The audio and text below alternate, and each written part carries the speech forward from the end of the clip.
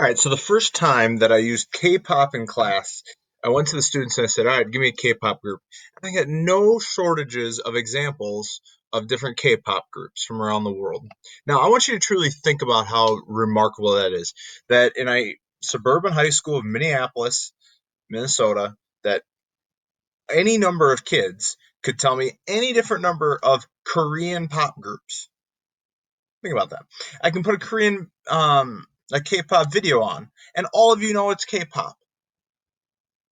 It's because it's distinct. It has its own style. It has its own the colors and all that kind of thing going on.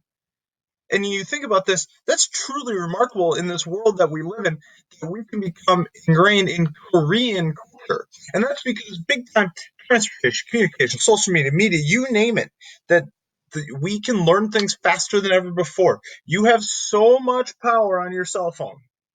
You have so much power on it.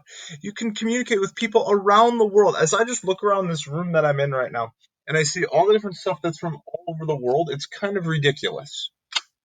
And all the influence that it's had. I mean, K-pop is obviously highly influenced by American culture, but that means American culture is also going to be highly influenced by K-pop.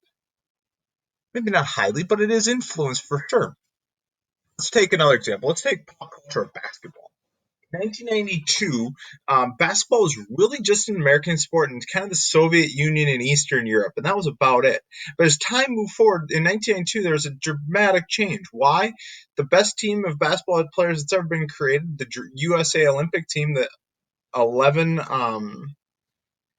pro basketball stars played in the Olympics and brought the world's fascination with basketball to the point now where, yes, the United States is still most players, but they have players from all over the world. I mean, players from the United States go to China on a routine basis and play, and go to Europe and play. Baseball is similar to this. Baseball took hold in Japan with World War II ending and U.S. soldiers stationed there. And then during COVID, when Major League Baseball was locked down, what was on ESPN? Korean baseball. You just have the globalization of sports as a whole. Like, I know I've become more and more fascinated with cricket. One of the most not expensive, one of the most valuable leagues in the world is the Indian Cricket League, and the rights of all that broadcasting with the 1.2, 1.3 billion people in India. You think of in the United States, a lot of Saturday mornings, people are watching soccer from England. Well, why is that possible? Largely due to media and communication improvements. I mean, we have all of this stuff. I mean, here's TVs per habitant. That now, I mean, I look at my house right now. We have a couple TVs, but we have a 5-year-old and a 2-year-old, and right now, just by where we're in the life cycle of things, my wife and I each have a personal computer and a work computer. That's ridiculous.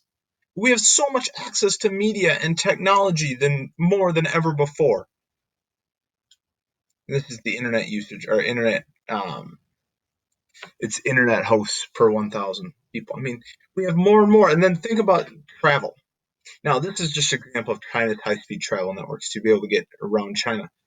But you can hop on an airplane and get to New York City in about 2 hours from where I'm sitting right now. If right now I'm recording this at 2:52 in the afternoon, if I wanted to get dinner in Chicago tonight, I could. It wouldn't even be hard. We have the ability to travel faster than ever before, and we are more interconnected than ever before. And also, media, social media plays a huge role in this. Facebook, TikTok, Twitter, Snapchat, you name it. WhatsApp. I didn't even get to the Chinese ones. This is a sweet map. And this is a Twitter language. So it's a dot map, obviously, and it's Twitter usage by language.